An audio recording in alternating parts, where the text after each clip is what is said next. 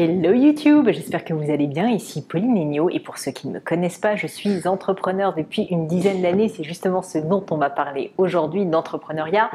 Je suis entrepreneur via deux sociétés, à la fois Gemio, qui est une marque de joaillerie maintenant assez connue à l'international et en France, et aussi le podcast Le Gratin et formation Growth, ce dont on va justement parler aujourd'hui parce que justement le sujet que je voulais traiter avec vous aujourd'hui, c'est un sujet qui je sais intéresse un très grand nombre d'entre vous et pourtant vous ne savez pas comment l'aborder. Ce sujet incroyable, c'est comment lancer son business en ligne.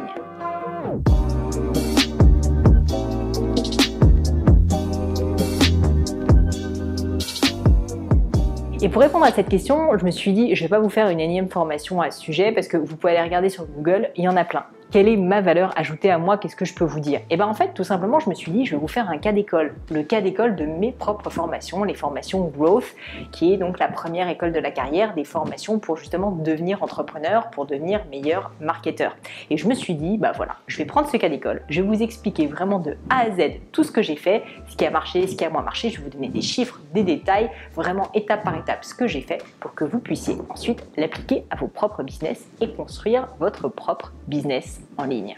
Avant qu'on rentre vraiment dans le vif du sujet et de concrètement comment faire pour lancer son business, je vais revenir du coup sur Growth, qu'est-ce que c'est et puis surtout quelques chiffres aussi sur cette activité.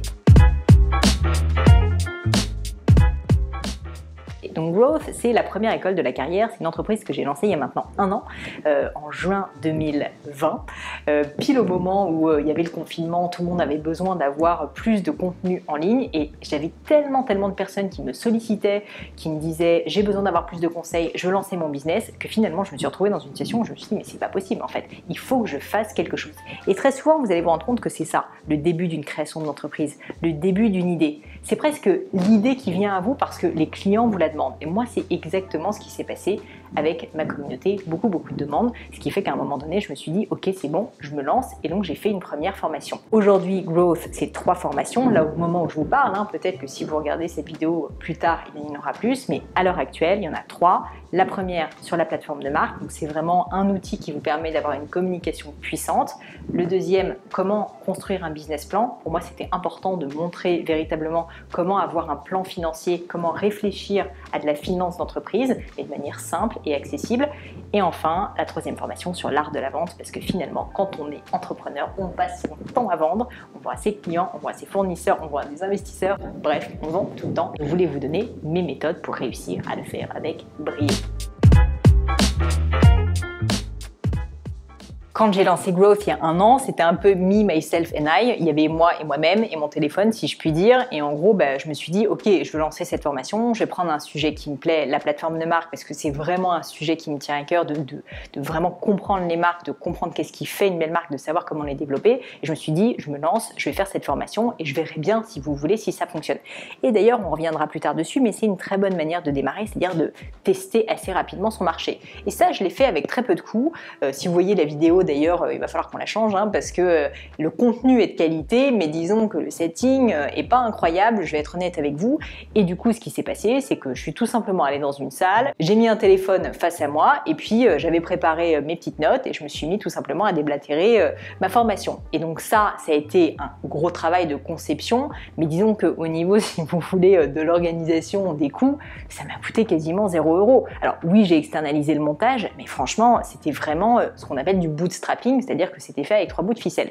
Et ce qui est assez incroyable, c'est que cette formation a été un succès énorme. J'ai vendu cette formation à des milliers de personnes, des personnes prestigieuses, pas uniquement des entrepreneurs naissants, on va dire, même si on peut être prestigieux quand on est un entrepreneur naissant, mais des personnes assez aguerries. Je pense par exemple au fondateur de Asphalt, la marque peut-être que vous connaissez de mode masculine. Je pense à Daphné Moreau, qui est quand même influenceuse depuis des années, à Anne Dressing Ideal, qui avait quand même fondé le site de blogging Hello Cotton. Bref, à des personnes vraiment référentes qui pour autant avaient envie de mieux connaître l'outil incroyable qu'est la plateforme de marque.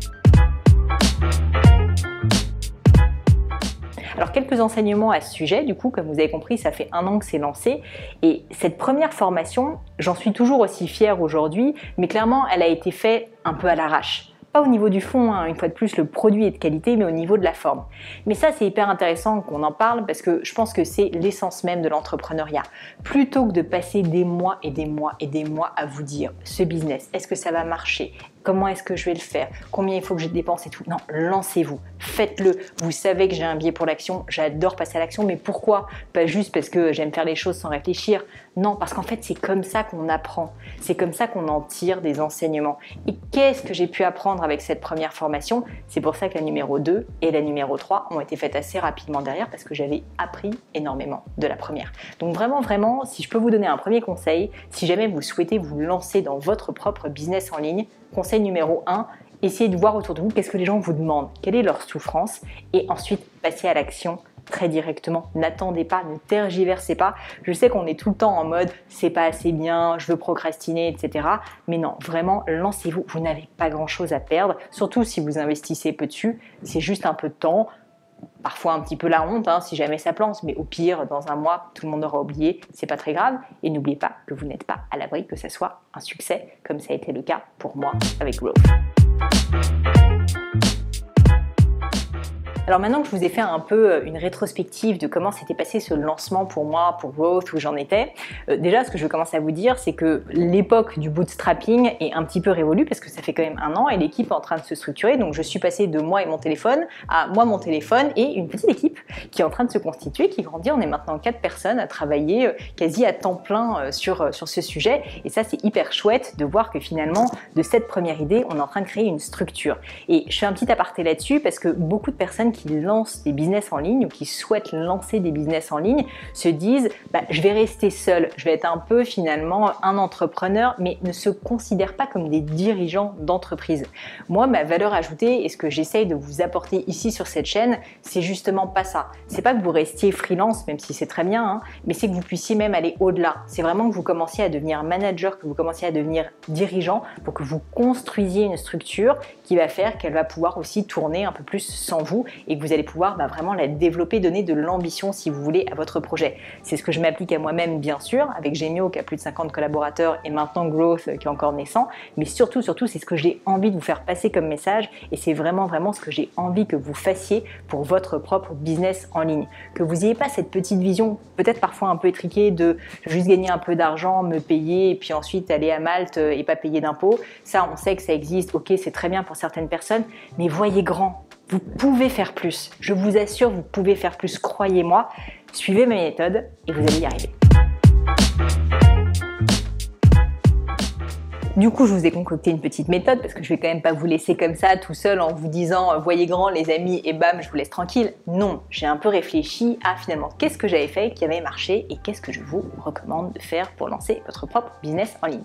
Alors, étape numéro 1, les amis, c'est évidemment de trouver le sujet. Trouvez votre niche. Étape numéro 1, là, on voit un très très beau logo qui arrive et on est en train de se dire, on se projette, c'est trop cool. Qu'est-ce que ça veut dire trouver sa niche? Ça veut dire qu'il faut que vous trouviez un produit, un secteur d'activité, une clientèle, peu importe, qui a un besoin criant, qui a un problème dur auquel vous allez répondre. Il faut impérativement que vous posiez cette question de quel est le problème terrible auquel je réponds. S'il n'y a pas vraiment de problème, il n'y a pas vraiment de solution et donc il n'y a pas vraiment d'entreprise. C'est un peu le problème parfois de certains entrepreneurs qui veulent se lancer sur un truc qui leur plaît ou qui veulent gagner de l'argent mais qui n'ont pas fondamentalement réfléchi à la souffrance que peut avoir un client. Et vraiment parfois on peut parler de souffrance. Si je vous prends à nouveau cet exemple avec Growth, une fois de plus, c'est pas finalement mon idée. C'est l'idée de toutes les personnes qui me suivaient sur les réseaux sociaux et qui n'arrêtaient pas de me dire on adore ce que tu fais avec Gemio, on adore ce que tu fais avec le gratin, mais on en veut plus. On veut plus de conseils, on veut plus de passages à l'acte, on veut plus de méthodes, on veut rentrer plus dans le dur, aide-nous. Du coup, au bout d'un moment, je me suis dit ok, comment est-ce que je fais pour répondre à ce problème? Ce problème d'entrepreneurs, de marketeurs, de personnes qui veulent développer leur carrière, qui n'ont pas des outils concrets, actionnables, qui n'ont pas forcément le temps en plus d'y consacrer 2 ans en MBA. billets ou énormément d'argent. Donc je me suis dit, il faut trouver une solution alternative pour ces personnes-là. Et donc c'est pour ça que je me suis lancée et que j'ai créé ces formations. Mais donc je suis partie vraiment de ce besoin, de cette souffrance client. Et vous, c'est quelque chose que je vous invite à faire. Parfois on fantasme un peu sur la bonne idée, qu'est-ce qu'on aimerait faire. Mais non, partez vraiment à la base de la simplicité de quel est le besoin, quelle est la souffrance principale que je veux adresser. Moi, pour être simple, avec Growth, ce que j'ai fait, c'est que j'ai identifié qu'il y avait une niche qui était des entrepreneurs qui avaient vraiment le sentiment d'être perdus, qui ne savaient pas comment faire pour développer leur entreprise, qui en souffraient, qui avaient vraiment de la difficulté à faire grandir leur chiffre d'affaires, qui avaient de la difficulté à recruter, qui avaient de la difficulté à structurer leur business. Et je me suis dit, c'est une souffrance que je peux adresser grâce à mon expérience. Du coup, le point numéro 2, l'étape numéro 2, si je puis dire, et là encore, roulement de tambour, et bien maintenant, après avoir trouvé sa niche et essayé de répondre à ce problème vraiment dur de votre clientèle, c'est de trouver votre différenciation. Parce que si jamais vous faites comme tout le monde, en fait, il y a déjà 1001 personnes qui le font et qui vous n'avez pas besoin d'exister. Donc c'est bien d'avoir un problème, mais si jamais vous avez un problème qui est déjà adressé de 1001 manières et très bien, il n'y a pas vraiment de problème si vous voulez. C'est pour ça qu'il faut vraiment se poser la question de quelle est ma valeur à moi. Ce business en ligne, que vous soyez en train de vous dire je veux vendre des formations, que vous soyez en train de vous dire je veux vendre des produits sur internet, que vous soyez en train de vous dire je veux créer ma marque de cosmétiques, il faut absolument que vous ayez un angle, que vous ayez une différenciation. C'est ce dont je parle énormément d'ailleurs dans la première formation de Growth qui est celle sur la plateforme de marque. Comment réussir à exister de manière différente, à être différencié. Et donc, si je vous donne encore cet exemple avec mon exemple personnel de Growth, je me suis dit, ok, des formations en ligne, sincèrement, il y en a énormément. Du coup, j'ai un peu regardé ce qui se faisait et je me suis dit, il y en a plein qui sont top. Si vous voulez être un as du marketing, savoir faire parfaitement du copywriting, hop, vous allez voir Marketing Mania, il le fait bien mieux que moi, il n'y a aucun problème, vous allez le voir. Si jamais vous voulez devenir riche en 10 jours, en claquant des doigts, bam, vous allez voir d'autres personnes dont je ne citerai pas le nom. Mais bref, il y a beaucoup de formations en ligne. Et je me suis dit, ok, moi aussi je vais faire des formations en ligne, donc je suis dans cet univers concurrentiel, mais finalement, quelle est ma valeur ajoutée à moi? Et là, il faut faire un petit travail d'introspection, les amis, et je me suis rendu compte que ma valeur ajoutée, finalement, c'est que contrairement à beaucoup de ces personnes, moi j'avais déjà une autre boîte en parallèle, une boîte de 50 personnes qui a 10 ans et qui fait des millions et des millions de chiffres d'affaires. Et du coup, je me suis dit, ça c'est une légitimité, c'est une expérience qui est un peu différente. Parce que c'est pas du tout que le reste n'est pas bien, vraiment, je sais pas ce que je veux dire, mais c'est que si jamais vous voulez être un nomade digital, vous avez des formations qui vont vous aider à devenir un nomade digital. Mais si vous voulez être un entrepreneur de la manière dont moi je le conçois ou je le suis, c'est-à-dire qui développe une entreprise avec des salariés, qui a de l'ambition pour ses salariés, qui veut les faire grandir, qui veut vraiment qu'il y ait des piliers qui soient solides, que cette entreprise devienne indépendante de lui ou d'elle, et bien à ce moment-là, je constate qu'il n'y a pas grand monde sur le marché. Parce que très souvent, vous allez soit avoir des MBA qui coûtent très cher, qui vous apprennent à faire ça pour des managers. Donc, si vous voulez, ce sont des écoles comme Harvard, comme HEC qui vont vous apprendre certaines notions business, mais qui coûtent très cher et qui prennent 2 ans. Et sinon, pour tout ce qui est formation en ligne, on est plutôt dans un autre extrême. Ça va vous apprendre à faire du chiffre d'affaires, ça va vous apprendre à devenir ce nomade digital, un freelanceur qui a du succès, mais ça ne vous apprend pas à construire une entreprise. Et moi, mon métier, c'est de construire des entreprises. Et du coup, c'est ça ma différenciation, tout simplement. Donc maintenant, je vous retourne la question à vous. Vous qui voulez lancer votre propre business en ligne.